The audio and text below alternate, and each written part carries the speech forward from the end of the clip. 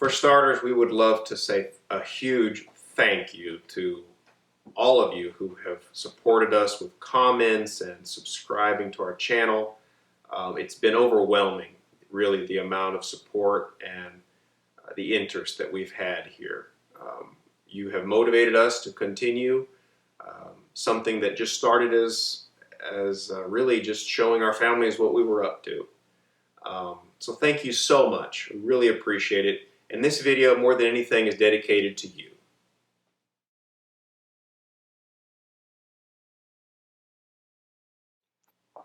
I'm actually from the city. I'm from Fort Worth, Texas originally. I did 5 years active duty in the Marine Corps as a military working dog handler, 5811. It was a very challenging job, but it was very rewarding. I did 3 tours to Iraq during that time. Afterwards, I did a little bit of security work. While working overseas doing security, I met my wife, who's actually from Lima, Peru. She was actually finishing up her school to be an environmental engineer, and one thing led to another, and we decided that we would like to basically leave our other endeavors and everything we had planned to do and move out into the country and try to have a simple life close to nature. And it's been a very great adventure for us. It's been a very challenging thing, but we feel much better for it.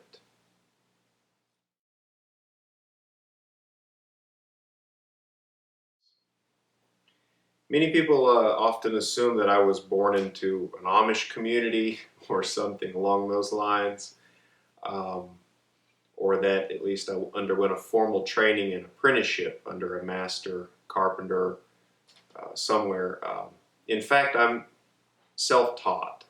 Though I did learn many things from the internet, from just general research, reading books, talking to several people online, and in person.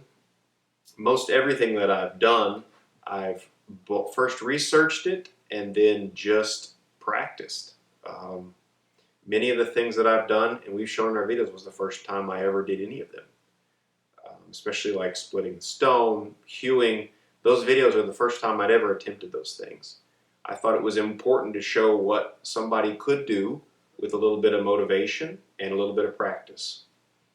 I've since practiced a lot, pretty much all day, every day for the last few years. And a lot of these techniques, a lot of these things that I've done, they're not necessarily that difficult. They just do take a lot of practice to develop the skill sets fully. The first time I ever tried to saw a straight line with a handsaw, it was pretty abysmal, to say the least.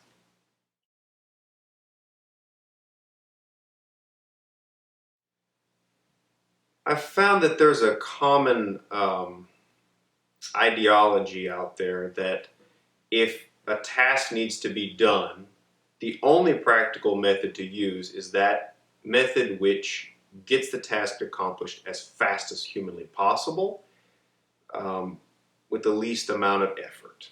So most people think that if you have to do something, you should do it with a power tool, and if you don't, well, you're not being practical. I find this ideology is flawed for a few very basic reasons. The best analogy that I've been able to come up with is fishing, believe it or not. A lot of people enjoy going fishing. They go out and they buy a license. They spend a lot of money on equipment and bait. They go out in the heat of summer. They often fight the insects and the elements, and they come home empty-handed. So someone could argue that why would anyone in their right mind go fishing and go through all of this when they could go to Walmart and pick up frozen fish in the freezer section and be done with it? Much cheaper, faster, more efficient, much more practical, right? Well, I don't really agree. I think as humans, a lot of what we do might not be the most efficient or practical way to do something, but it's something we enjoy doing. it comes to mind many hobbies like knitting or sports even, when we don't have to do these things. Especially in the developed world, we could buy these things outright. But I have a problem with that ideology because the end result I don't think is very attractive. It's just a bunch of people sitting around and buying things with drone delivery. I, for one, would rather see somebody go out and make things. So I really enjoy using hand tools. I find that there's other benefits. I find that hand tools require, in my opinion, a more developed skill set and a better understanding of the material they're working with. I also enjoy the connection with the wood that a vibrating, noisy machine kind of takes away from me. It takes away some of the satisfaction too. Putting forth the effort to learn to sharpen and use these hand tools and the joy that comes from having a fine-tuned tool is great. Charles, do you mind? Come here.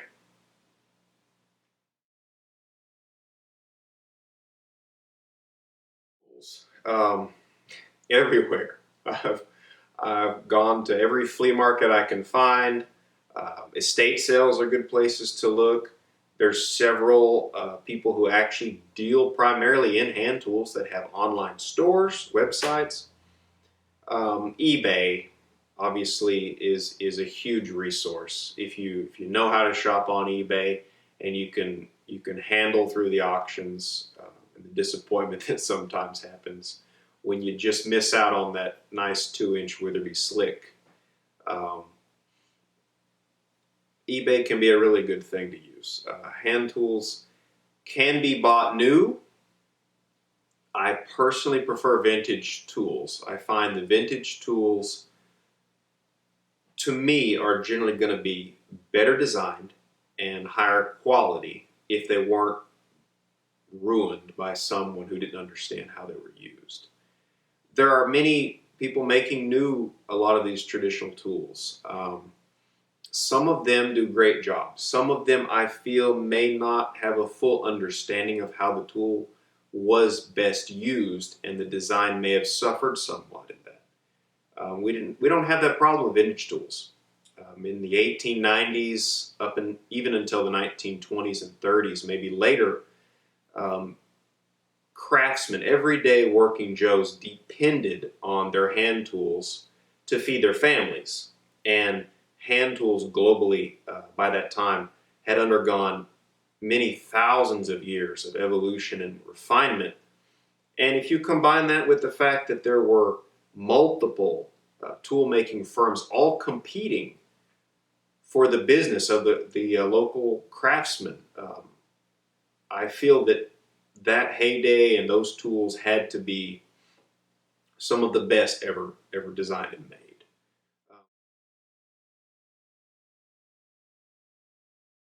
Most of my clothes actually are secondhand. I get my work shirts and my suspenders and some of my hats and things from Goodwill or wherever, just because they're work clothes and they don't need to be that nice. My pants, though, I prefer pants designed to be worn with suspenders simply because I find the high-waisted suspender type pants to be the most comfortable. I don't think anybody's really into plumber's crack, and I don't really like that either. I like well-fitting pants that are made and they hold up well to the kind of strenuous activity that I do. Frontier Classics is a brand that makes these kind of pants, and they make them in lightweight for summer and heavyweight ducked canvas for winter wear, and they're really great.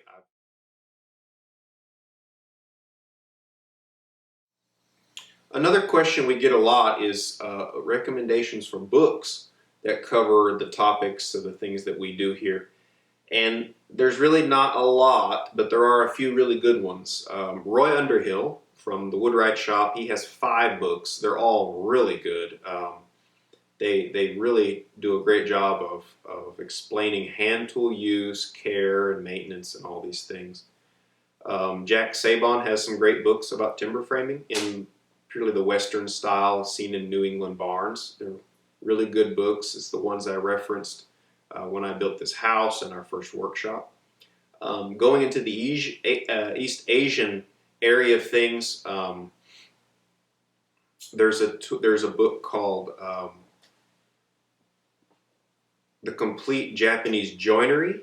It suffers a bit, as some books do, that it was translated by people from Japanese into English who didn't have a full grasp on carpentry terms. But I think they did a really good job. And though the book is not complete, it really is the best I've found at explaining a lot of the more abstract ideas of Japanese carpentry.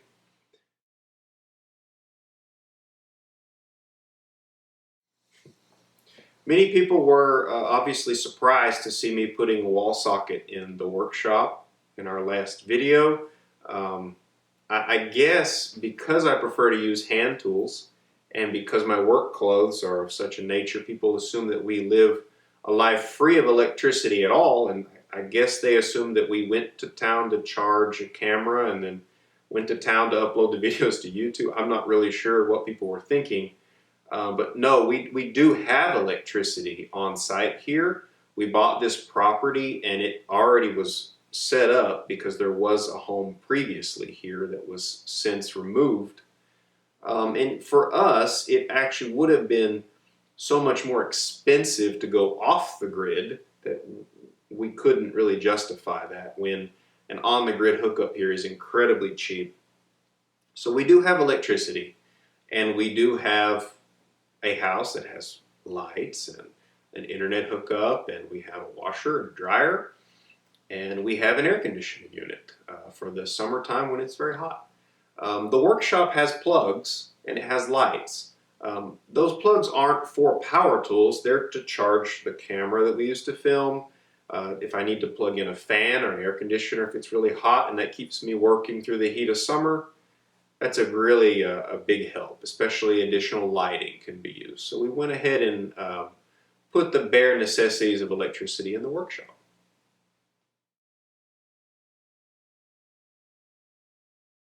Well, building codes out here are not nearly as strict as they are in the city. We're out in rural Kentucky, and we're not subject to a lot of the codes that people in the city unfortunately are. So many people often ask, how do you handle those? How do you get these structures built and approved? And unfortunately, the short answer is we don't really handle those codes. They're not really a problem for us. Here, you can pretty much build whatever you want without a problem. The only thing that we're really subject to is that if you are putting in a new structure that is a living structure, they kind of do want to see a working septic system installed and inspected before they'll turn on your power. Now, I don't want that to be disappointing to anybody who wants to build in a traditional style in a place that is subject to codes, because it is possible. A good friend of mine, J.C. Whitecloud, builds homes for people in big city centers. He's also built public works structures like the Menominee Farmers Market in Vermont, or up in Minnesota, I believe, or Wisconsin. It's up north in a really cold environment. And public works are subject to even stricter regulations than most city residential things. And it seems to me, having not done it myself, that the biggest issue is normally getting an engineer's signed understanding that your building is going to stand up to what it needs to. And an engineer's stamp of approval goes a very long way satisfying most code officials, as I understand it. Luckily, I don't have to really deal with that. These are just things that I've heard from people I know who do build in this way. So don't.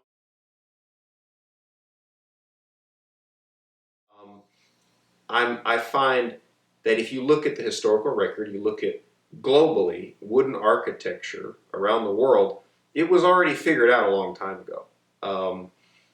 So to me, if a person is unsure of how to build the best house or building of any kind, all they need to do really is look and find a traditional example of an existing architecture form that's old and has withstood a lot of things in its life, and you know already by seeing it and studying it what has worked, and then you can clearly see what should work in the future as well. This is one reason I don't use concrete foundations. Our modern Portland-based cement with reinforcing steel matrices is very different from stone architecture that was used traditionally by most cultures. And I know what some people are thinking, yeah, but the Romans had concrete. Well, it was a very different thing. Roman concrete and the methodology was very different. And even that was a small portion of global architectural use of foundations, of rigid foundations. And we need only look at some very old architecture from around the world. There are temples in Far East Asia that are thousands of years old, and they just sit on stones. They've weathered unimaginable amounts of turmoil, seismic and otherwise, and they're doing just fine.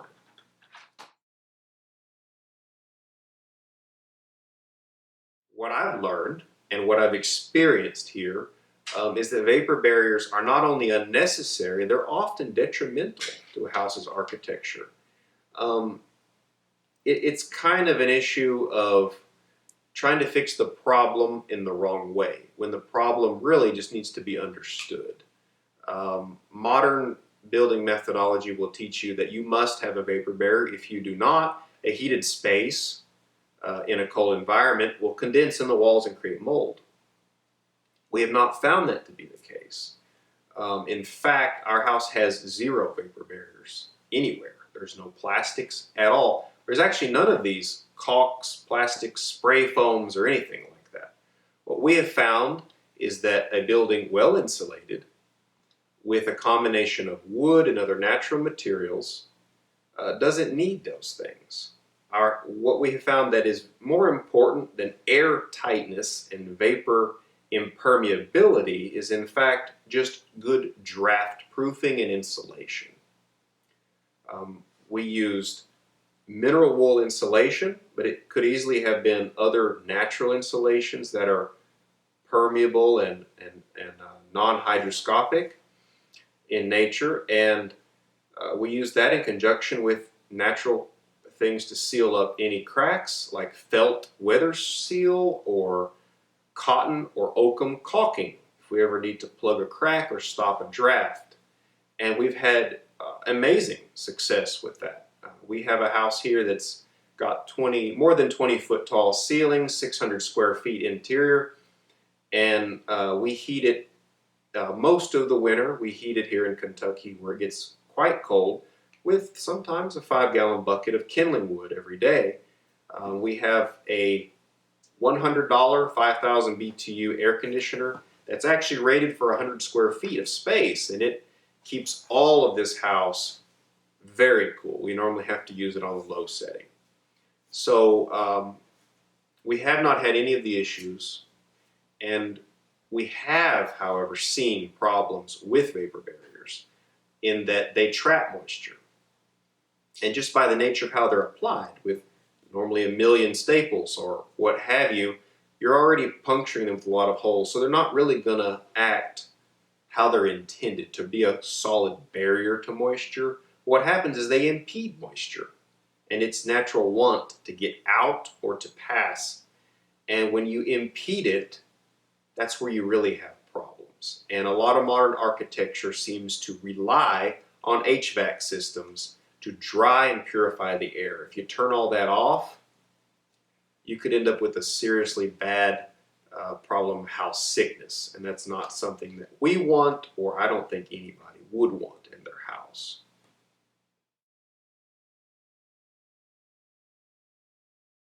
I like a lot of YouTube videos myself. I've learned a lot of things on YouTube. I wanted to name just a few off the top of my head, people that I've learned a lot from recently, especially because obviously as the years progress, sometimes you watch one thing or sometimes another.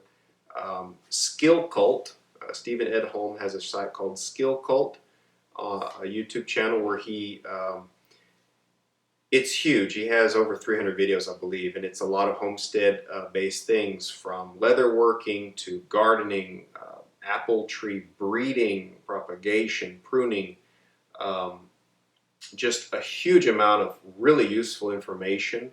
I've learned so much to help here on the homestead from that channel. There's one called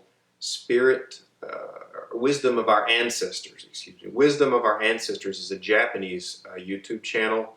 As I understand it, it's a very old Japanese timber framing, temple building firm who's been in operation father to son for over 1,000 years. If I don't have that wrong, that's what I understand from them. And though they're not in English, you can easily understand if you watch the videos. It's just beautiful work being done. Another great channel that I've been watching a lot is Black Bear Forge. I think it's John Switzer. Hope I pronounced that right. He's a very talented blacksmith out in Colorado who makes a lot of tools, does a lot of forge welding, a lot of laminated tools that is in keeping with the traditional techniques of a lot of woodworking tools. He's just got a great channel with a lot of information for blacksmithing. Also, Joey Vandersteeg, I'm sorry if I butchered that. It's a gentleman from the Netherlands, I believe, from Holland. And he has a blacksmithing channel that's amazing. He's a very talented young smith. I watch him a lot too. In closing, we would just love to say thank you so much to everybody. It's been a wild ride. We've got a lot of stuff coming down the pipe.